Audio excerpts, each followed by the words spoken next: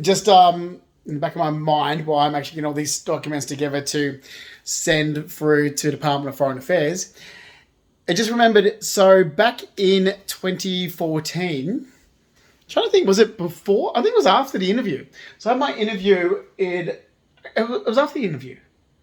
It was after the interview because I already done my interview in August 2014. Then there was this weird email this is the time I moved the computer into the dining room so I wouldn't be disturbed working on artwork and design work in the spare bedroom in Rushcliffe's Bay.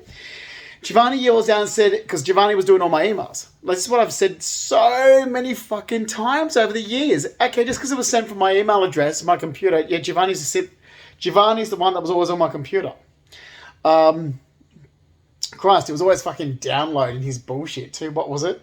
Battlestar something or other. I don't know. He's into all this weird stuff he was downloading all the time. Anyway, so he yells out and says, "Oh, you've got an email from the immigration, from the diversity visa." And I'm like, I'm sure, because it was after the interview, because I'm like, what do they want now? I've already had my interview. Like, as far as I'm concerned, they had enough time in the interview to ask whatever they needed, and they asked bullshit questions. Like, let me tell you one of the questions they asked. Do you like to travel? What the fuck is that got to do with the fucking green card? I'm thinking, should I be a yes man in this interview? I interview really badly. Shocking. I'm thinking, how am I supposed to fucking answer that? And my answer naturally is, no, I fucking hate traveling. I like to stay put in the city. My idea of traveling, like I've lived most of my life in the city, is like when I was living in Surrey Hills, I would like, oh God, I need a holiday. I'm going to go book into, and I used to do this. I'll tell you who can back this up as well. Kimberly Sito. Who else could back it up as well? Because I've gone there with. So I'm like living in Surrey Hills. I'm like, oh God, I need to get away for the weekend. Like, oh, where are you going to go to? I'm going to go to the Sheridan on Hyde Park. Kid you not. So I used to do this. So it's whatif.com. So whatif.com, which is what we used to use back is fucking years ago. Because I haven't lived in Surrey Hills for a long time. I moved into Surrey Hills like 20 years ago. And we would go and do whatif.com, and there'd be like last minute rooms, whatever, and we get, oh God, the funny stories that we could tell, like the time that we booked this room, and we booked a room for 2 people, but there was like 6 of us in the room, and every time we kept ordering room service. I think it was with Jade Otto as well. There's Jade Otto, Kimberly Sito. Anyway, there was a new person that kept opening the door, but like, yeah, we didn't figure it out too well. Anyway, and we're having the buffet the next day. So I'm living in Surrey Hills, and it's like, oh, I need a weekend away, so I'm just going to go to the Sheridan on the Park, on Hyde Park. So I was like, yeah, it's walking distance to my place. So if I need anything, I just go back home and grab it. And that's all. That's my idea of traveling. It's like, but I'm still away. Like, my idea is living in the city, and it's like, oh, if I need to get away, I'll just go to the other part of the city. And I'm like that in New York. If I'm in the financial district, oh, no, I need to get away, I'll go uptown. I don't leave the city. I've never been any different. And funny enough, Mum's father was the same. He hated the fact they moved to the suburbs, and he used to always blame the fact that he had daughters. Anyway, so the fucking ridiculous interview. I was nuts. It's like, oh, do you like to travel? I'm like, God. And I'm thinking to myself, oh, not fucking really. I've done enough traveling in my entire life. Like, seriously, I've traveled so much. Before I was 22 years of age, I've done all the traveling I've ever wanted to do. Like, I traveled right around America when I was 21. I was like, fuck, I've already done the traveling. Like, I have not stopped traveling my entire life. I have seen more than what people have seen by the time they're 60. And I saw more than what, and have done more before I was 22. Like, we're always away traveling or doing something. I'm like, oh, no, I don't. I like staying put into the city. But what I said was, yeah, like, I'll be a yes man. Oh, do you want to have kids? I'm thinking, well, no. Oh. Some losers are laughing in the background, and I don't want to come up on the recording.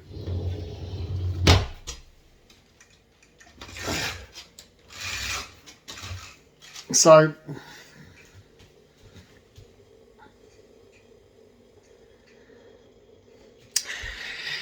then there was this, I can't stand being boxed in. So then there was this bullshit other question. It was like, oh, do you want to have kids? I'm thinking, am I meant to say yes to these questions? Because this is the most ridiculous. Oh, I can't stand it.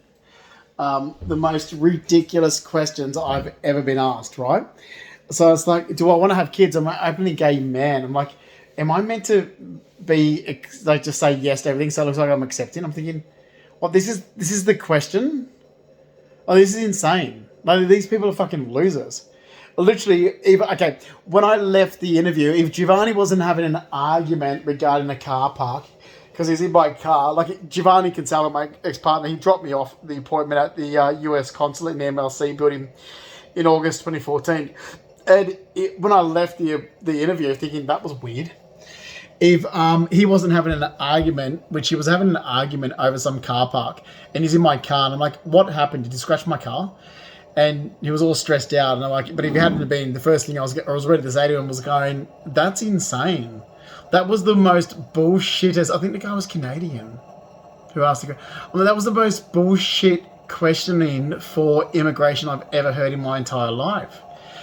Anyway, so what happened was, so Giovanni's at my computer, and there's this email from the diversity visa.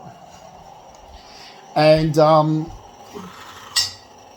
anyway, he says, like, he yells out at me, and the coffee's up. So he yells out at me, oh, you've got another email here regarding the green card. I'm like, why? That's right, because I'm sure I said, no, what the fuck did I want now? I've already had the friggin' interview. I'm busy. It's like, oh, look, what's going on with it? Because I really wish I never went for the diversity visa.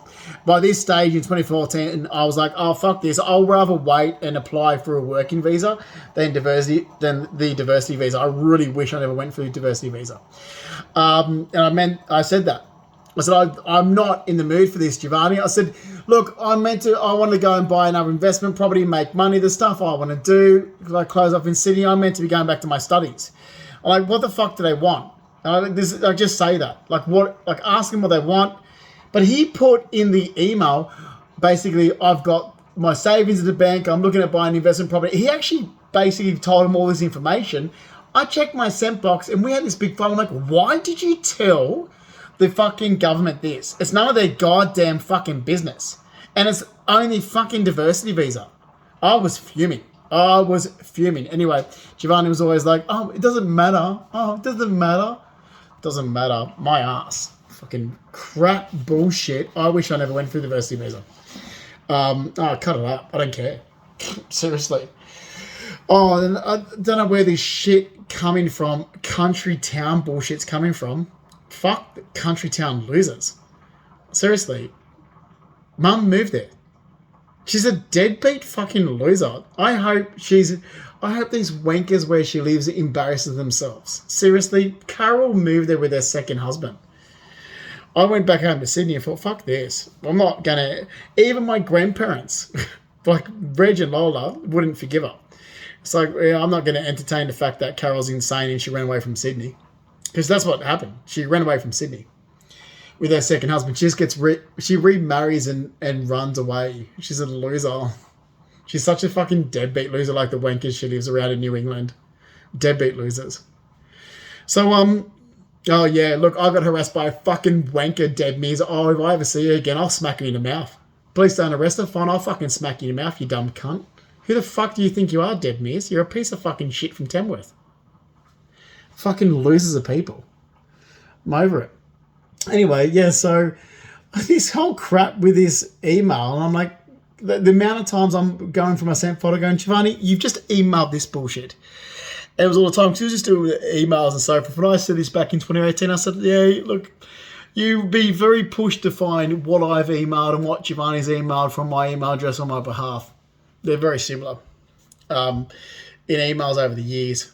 So, you know, like, unless you're going to go and actually be transparent with someone and ask them a straightforward question, you're not going to get much information. Oh, idiots. I don't even know what to do with that. But I do know one fucking thing. For 9 years, I got harassed by wankers from the fucking country. And I've had a gutful with it. I'm not from the country. My mother is an insane loser that wanted to change her lifestyle around in 1989 to suit her second husband. So that's what she did. She moved from Sydney with her second husband and tried to recreate her second husband's life that he had with his first wife. Like, I wish people would listen, because that's exactly what mum did. Like, she's insane. So her second husband's Mark Rackley. Her first husband's my father, Mark Fleming.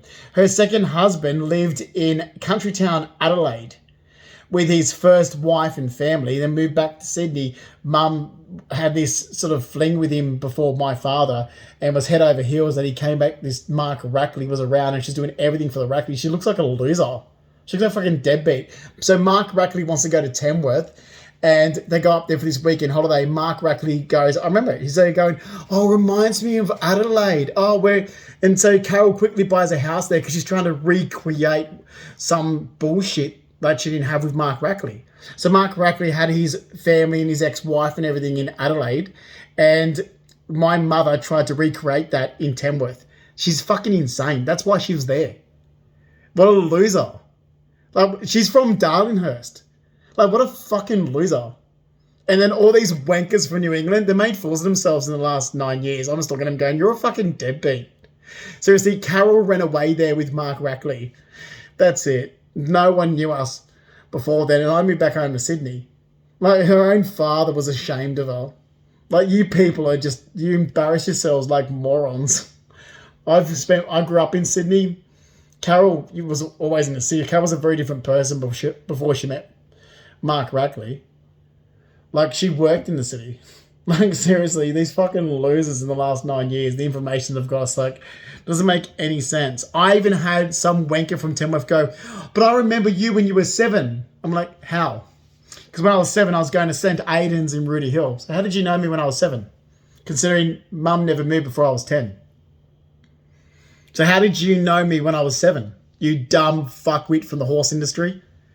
Come on, you dumb cunt.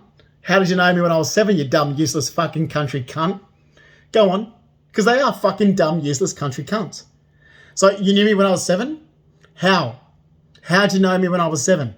Because we're living in Sydney, 12 Dunsmore Street, Rooty Hill, where a horse stud. Then I was going to St. Aidan's Roman Catholic School in Rooty Hill. So how the fuck did you know me when I was 7, you dumb country town loser? Oh, the fucking morons. They are deadbeat fucking wankers, and I hope to God I embarrass the fucking shit out of these wankers from the country. New England pathetic losers. Seriously, and I've never said anything bad before because I was only briefly there for 6 years. I thought, oh, I don't know the people. I honestly don't know them. And last time I heard, like, I had people that knew my stepbrother, Daniel Rackley, and my stepfather, Mark Rackley, and they were, you know, involved themselves in my life. I'm like, okay, yeah, but you know my stepbrother, you don't know me. But you look like an idiot, so I'll be polite until you keep going for 9 years. I'm like, you're a fucking loser, mate. You're a fucking deadbeat moron from the fucking country that doesn't know your ass from your elbow. Yeah, my last name's Fleming, not Rackley. That's how fucking dumb you are. And then when you talk about this information that relates to Rackley, and it's like, oh, you're talking about Daniel Rackley? You're talking about Mark Rackley's son, Daniel Rackley. Oh, you're a fucking loser. Like, go back to your little country town, moron.